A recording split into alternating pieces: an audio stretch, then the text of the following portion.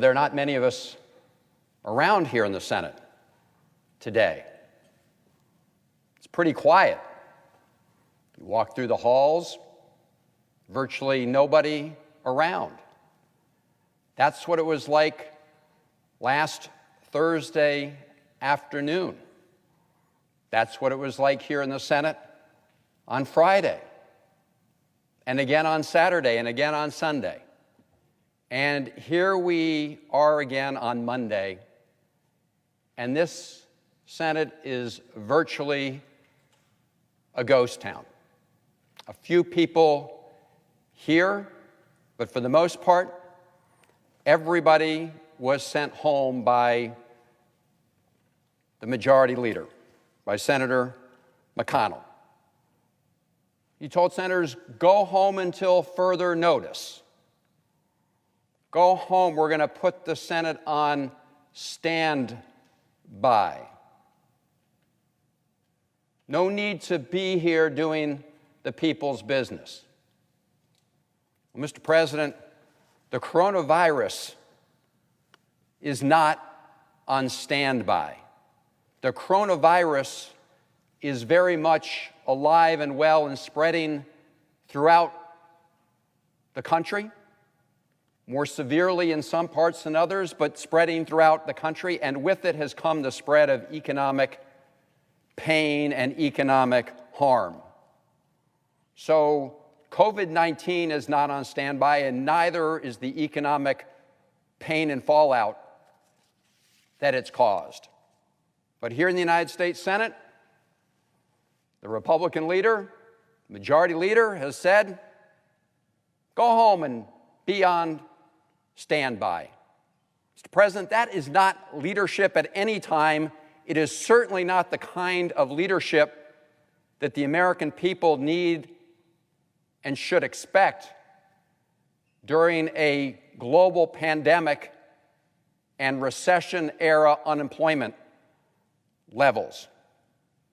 So why did the majority leader tell people to just go home and be on standby? It's because he wanted the Trump administration to negotiate an agreement. Last I checked, Mr. President, the United States Senate was a separate branch of government with its own responsibilities. And yet we have the Republican leader who runs the United States Senate from the floor telling people to go home and be on standby because he wants the President of the United States, the Trump administration, to negotiate an agreement and then come back to us. In other words, the Republican leader wants to contract out his responsibilities and the responsibilities of the United States Senate to the executive branch. If you look at the United States Constitution, there are three separate branches of government, and yet the Republican leader has decided to give his proxy to the President of the United States, the executive branch, rather than stay here in the United States Senate and do our work. Now, why is that? Why is it that the majority leaders decided to contract out his responsibilities and that of the Senate to the executive branch of government? Well, we don't have to guess, because Mr. McConnell has told us. He told PBS NewsHour that, quote, about 20 of my members think that we've already done enough, end quote. Let me read that again. This is from the Republican leader. Quote, about 20 of my members think that we've already done enough, end quote. It's obviously referring to Republican members of the Senate caucus. These are members of the Senate Republican caucus. They think all is well. We've done enough. Don't need to do any more to expand access to testing. Don't need to expand access to personal protective equipment. Don't need to do anything to help our schools. We've done enough. Don't need to do anything more on unemployment insurance, where the additional $600 a week has expired. Senator McConnell said that 20 of his members thought they'd already done enough. Eviction moratorium coming to an end, both nationally and in many states. But 20 members of the Senate Republican caucus, their leader says, have done enough. Here's what Senator Lindsey Graham said on Fox, quote, "I think if Mitch can get 1/2 of the conference, that'd be quite an accomplishment," end quote, referring to the Republican conference. So Senator Graham, South Carolina, is saying that if Mr. McConnell, if the Republican leader can get half the members of the Republican Senate caucus to do anything, that would be quite an accomplishment. I want all of us to think about what that means. What it means is that many of our colleagues are happy to have packed up and gone home and that we're not doing anything because they don't think we need to be doing anything. And that, Mr. President, is really why we're not here. And that's also why you saw the Trump administration emissaries, Secretary Mnuchin and the Chief of Staff, Mark Meadows, walk away from the negotiating table. Because they understood that if they reached what was truly a compromise, a principled compromise, as Senator Graham said, half the Republican caucus would oppose it because they would oppose anything. So that's why you had the Trump administration walk away from the negotiating table and refuse to come to a sensible agreement. And what did we get instead? Because they walked away from an agreement, we had the President of the United States throw together a press conference at his golf club in New Jersey.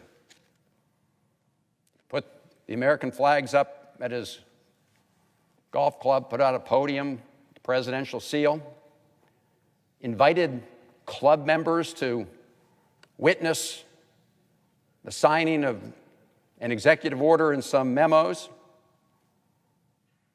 And here's the really sad truth about the matter. It was mostly show rather than real substance.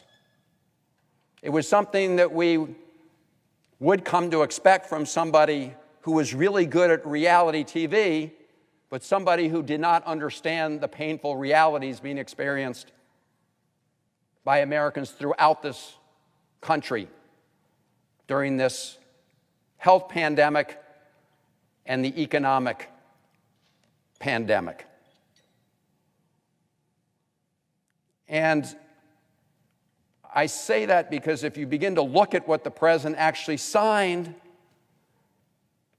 it's both inadequate and also unworkable in almost all its parts. Now, let's put aside for now the question of whether or not the president had the legal authority to do what he did, because clearly, in some parts of his executive order and his memos, he does not have the constitutional authority to do that. We've heard that from some of the Senate Republican members already. But let's set that aside and just see whether it will actually deliver meaningful relief to Americans, or whether it's more like the degree that was given to folks who attended so-called Trump University, which turned out to be a fraud and is now shuttered. Let's take a look at what the president did. First, with respect to extending the $600 a week of unemployment insurance benefits. And let's remember the starting point for this is that neither the President of the United States, Donald Trump, nor the Republican Senate want to extend the $600 a week unemployment compensation. They say it's too much for Americans who are out of work through no fault of their own because of this pandemic. And even though there are 4 people looking for work right now in America for every job that's available, I hear from constituents every day. I read some of their stories last Thursday on the floor of the Senate. People who badly want to get back to work, but their former job is gone, and there's no new job to replace it. And they need that additional $600 a week to make ends meet. In fact, Mr. President, I want to just read to the Senate some additional letters I received from constituents on this point.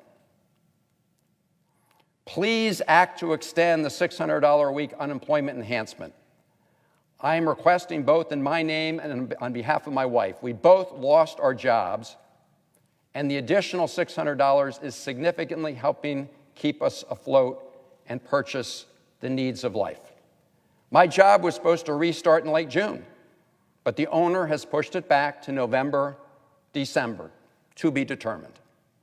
My wife was put on furlough and told the company hoped to bring everybody back, but has heard nothing yet.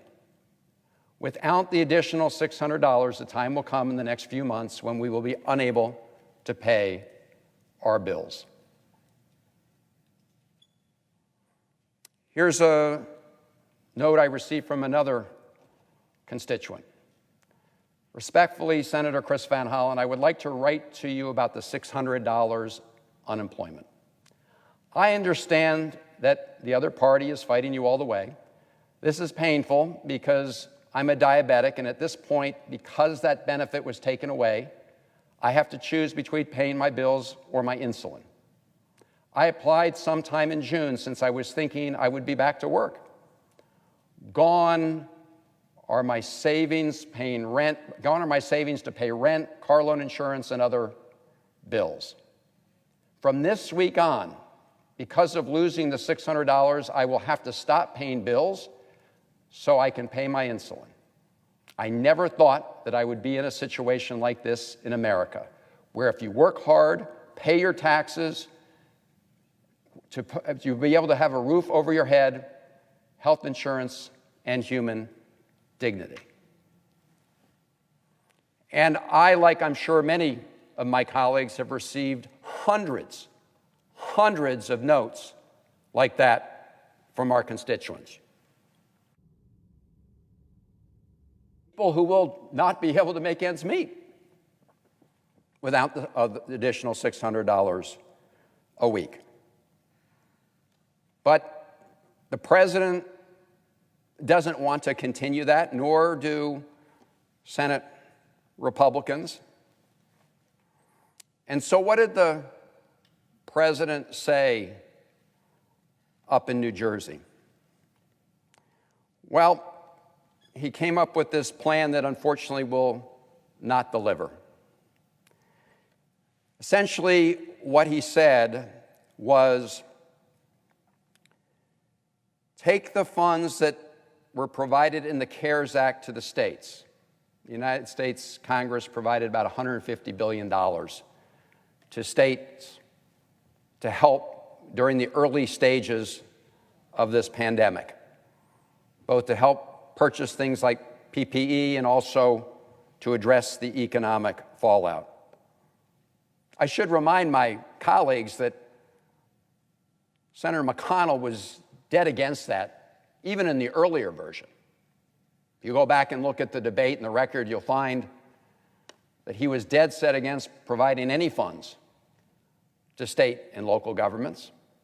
That was the result of a compromise that we succeeded in pushing in those negotiations. But in these most recent negotiations, both the White House and, again, Senator McConnell and Senate Republicans took the position, no funds for state and local government. I remember a few months back when asked, the Republican leader, Senator McConnell, said, let them go bankrupt. Let them go bankrupt. Well, there's a productive solution. He may have walked those comments back a little bit, but he did not walk back his opposition to any funds for state and local governments. So what did the president say in New Jersey the other day? Okay, states, take the earlier emergency funds that the Congress provided and use those as a 25% match to $300 federal dollars so that we can provide $400 per week in additional unemployment insurance. Here's the problem with that, Mr. President. We provided that $150 billion emergency assistance to the states because of the emergencies that they were facing then and continue to face.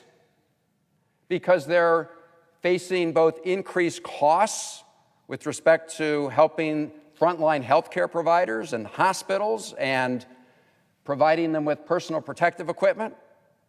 The federal government's been pretty much AWOL when it comes to testing. The president said to the states, you all set up testing regimes, and so they're using some of those funds we provided them for that. They're using those funds to try to open schools safely or help provide distance learning when schools can't be open safely.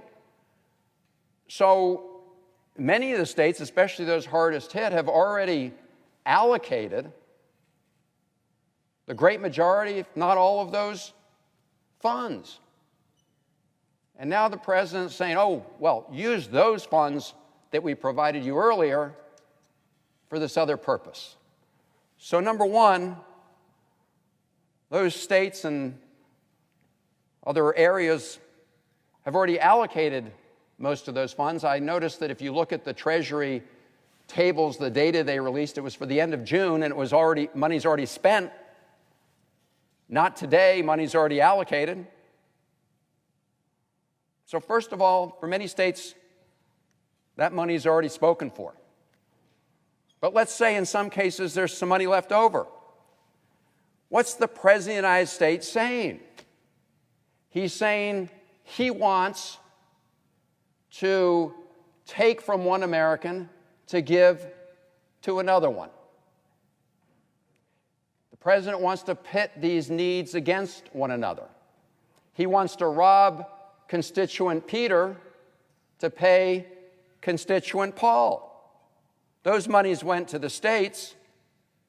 Those monies went to states to pay for real needs. So, okay, governor, okay, state legislature, you're going to have to fire that emergency responder who will now both be out of a job and unable to provide emergency assistance so that you can give $100 match to help somebody who's lost their job a little bit more. That's what the president's saying to those states that do have something left over, and we don't even know how much that is. But if you think about it, that is not how a country should be responding in the middle of a pandemic. Governors, you got to hurt that person to help that one. That's what the President of the United States plan says. And that's when it's working the way he wants it. That's if it works as advertised. So from the president's perspective, best case scenario, when this plan's working, he's asking governors to take from one set of constituents and Americans who are hurting badly, could lose a job, they need the PPE, they need testing, they need to open the schools, but take it from over there and put it over here. That's what the president is saying. Now that's assuming it works at all, whether that money is available and whether or not there's a way you can actually do all this through what is a pretty cumbersome administrative process. I don't know if any of my colleagues saw either the Sunday shows in real time or reruns or read about them, but here's what Larry Kudlow was asked on the CNN morning show by Dana Bash. Simple question.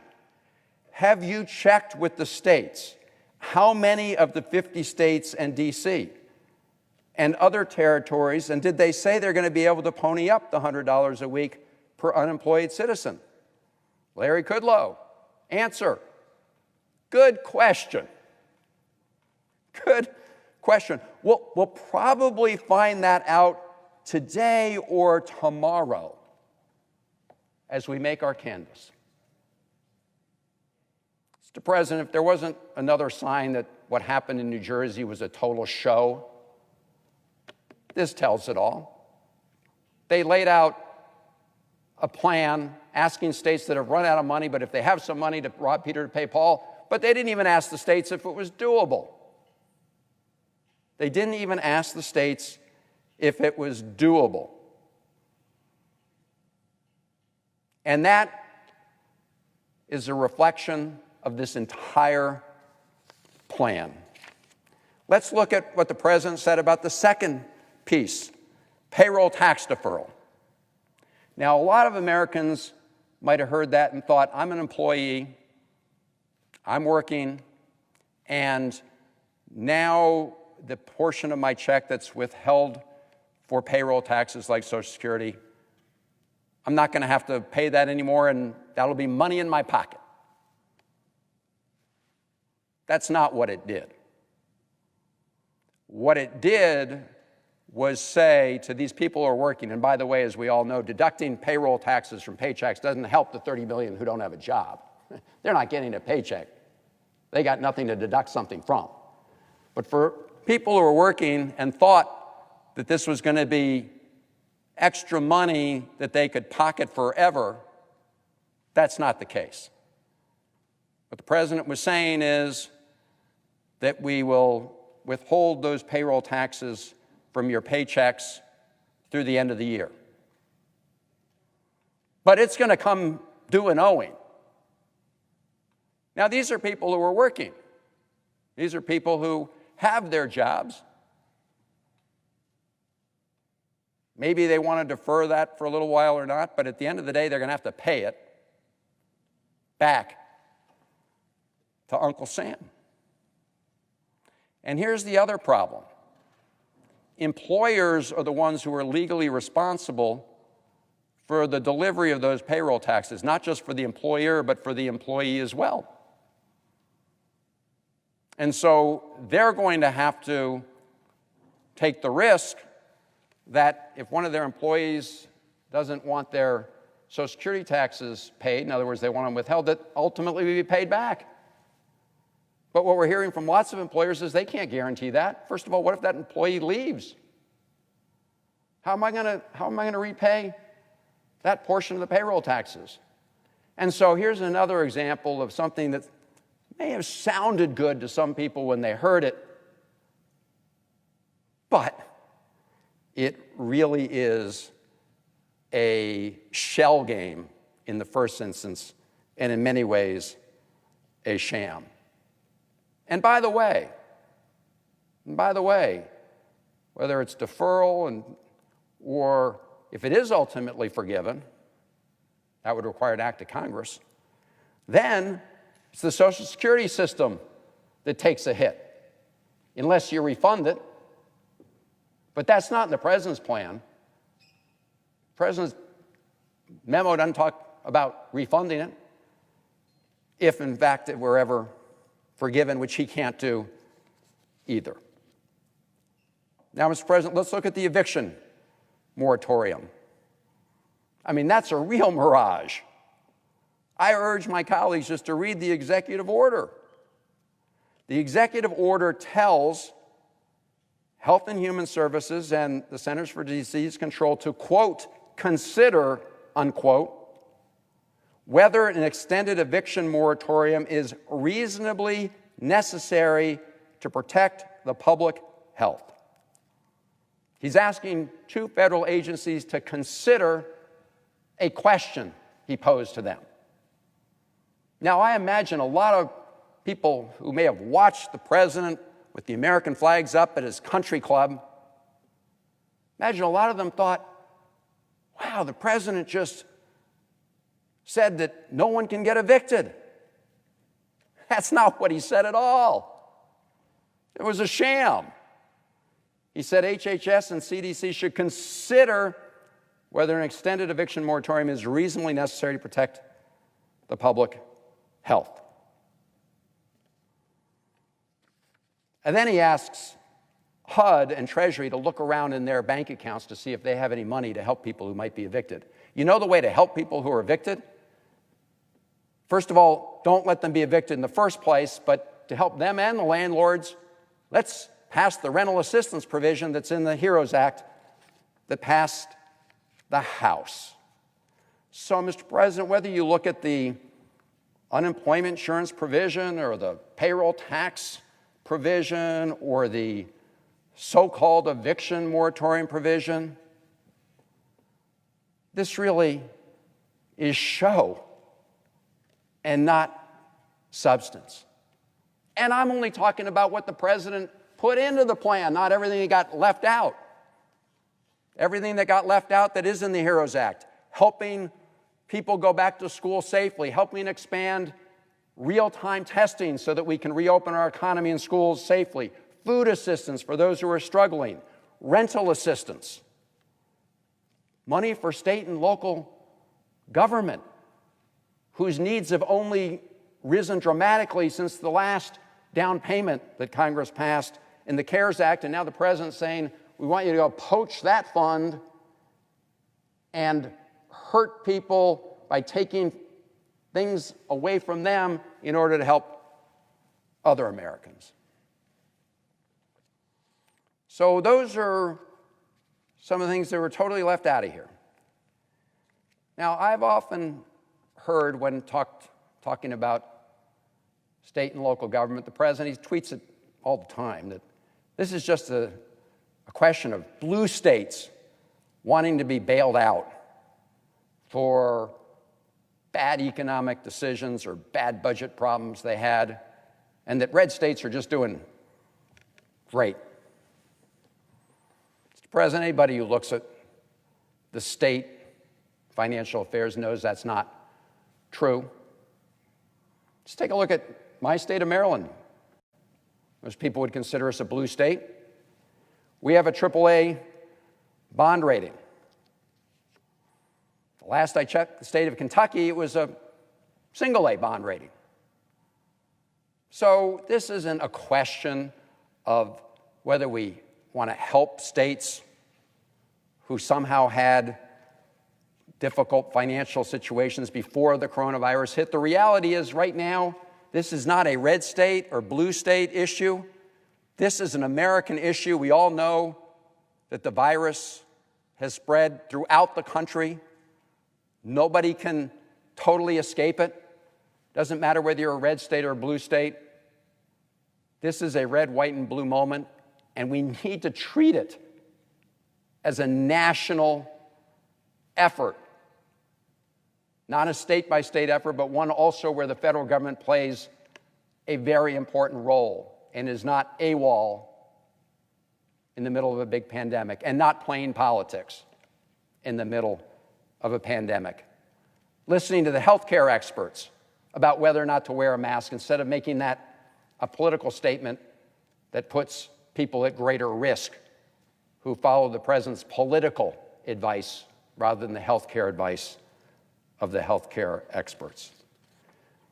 So, Mr. President, I hope we will get back to the negotiating table. But to do that, the president has got to be serious about reaching a conclusion, and he's going to need help from the Republican leader, Senator McConnell, and from that more than half the Senate Republican conference that both Senator McConnell and Senator Graham say don't want to do anything at all. Let me clarify that. The Republican leader said 20 members don't want to do anything at all, and it was Senator Graham who said about half. If that's the case, our country's in even bigger trouble than we might have thought, because there's a failure to recognize the immediacy of the need and the depth of the problem that we face. So let's get back to the negotiating table. I remember some of the president's top priorities when he first presented his plan. He wanted that tax break for 3 martini lunches for business executives. No to food assistance for needy families. Yes to tax breaks for 3 martini lunches. That's what the president said. I think we were also all surprised to see that he wanted $1.6 or $7 billion to build a new FBI headquarters at its current site, rather than follow through with the original plan, which was to move that headquarters to a suburban campus for security needs and to consolidate. But I guess if you rebuild it at its current site, then there's really no risk that someone will buy that land and end up building a hotel that competes with nearby Trump Hotel. That was part of the president's set of priorities in the middle of emergency. American people need to understand that. So let's get back to the negotiating table. What the president did was show and not substance. We need to work together in order to do something meaningful. So don't walk away. Come on back and let's work. And just finally, Mr. President, when I say come on back, again, I'll end where I started. It's awfully quiet around here. I mean, we're in the middle of a pandemic. Virus isn't taking a vacation. Virus isn't taking any time off. The economic harm isn't taking a vacation or any time off. And yet here we are in the Senate, all quiet. Talks break down with the administration. We are a separate branch of government under the Constitution of the United States. Let's get back here and do our job for the American people.